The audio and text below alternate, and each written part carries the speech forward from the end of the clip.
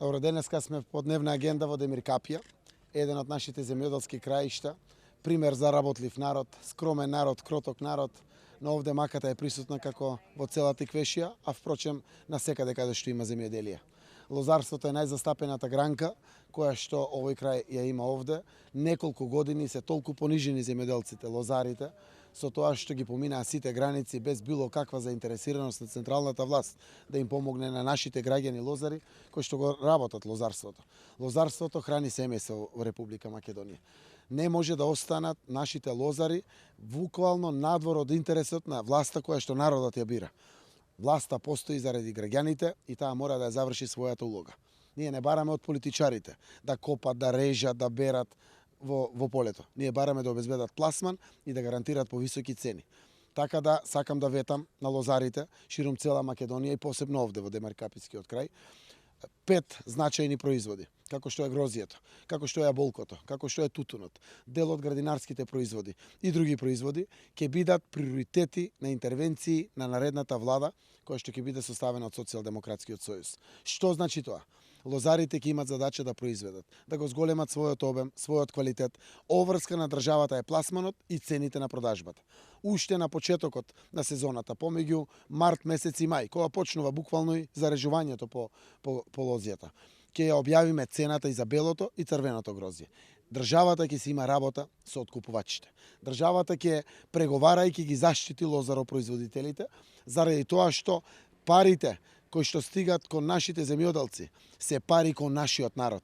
Државата мора да го заштити нашиот народ заради тоа што живее од тоа, деца гледа и екзистира цели семејства. Генерално, целосното редефинирање на политиката мора да биде насочено кон обезбедување на пласман. Пласманот мора да биде обезбеден преку отварање на нови пазари. Пазарите кои што ќе ги отвориме ќе донесат дополнителна конкуренција во откупувачите, од тие што го купуваат земјоделското производство, да се надпреваруваат кој повеќе ќе плати, токму тој да го купи земјоделското производство. Истовремено, субвенциите се драгоцена подршка. Ќе продолжиме со субвенционирање на земјоделството.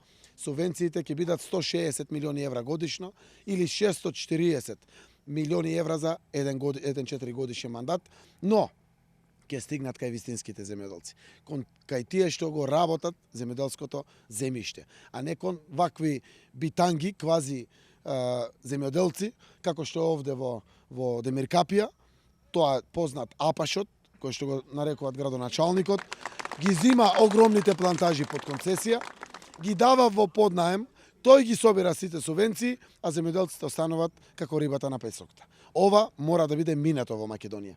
Земјоделското земјиште ќе биде распределено на вистинските земјоделци. Ќе направиме комплетна ревизија на распределбата на земјоделското земјиште. Не само тоа, ќе се одговара по закон согласно сите злоупотреби што се правеле во последните неколку години од вакви мокници олигарси кои што буквално поклопиле цели средини или цели региони.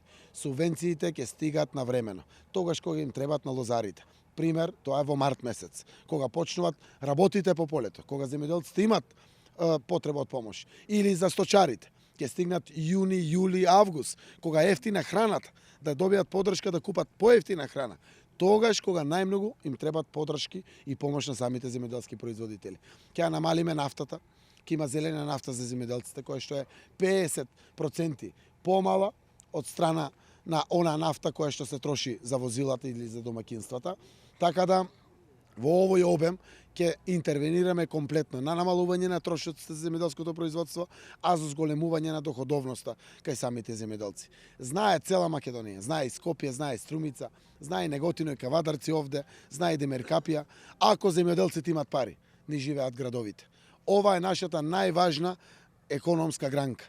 Овој потенцијал кој што го има Македонија на глобална побарувачка на храна воопшто мораме да го искористиме. На тој начин Македонија ќе може да го зголеми својот бруто домашен производ, а да имаме среќни граѓани кои што ќе се бават со земјоделие. И граѓаните што живеат во град, без разлика дали е тоа Демиркапија, Струмица, Кавадарци, Битола, да може да им биде примамливо, да макар како дополнителна дејност работат земјоделие заради тоа што ќе имат екстра приход. Тоа е наша предност, Република Македонија мора да ја искористи.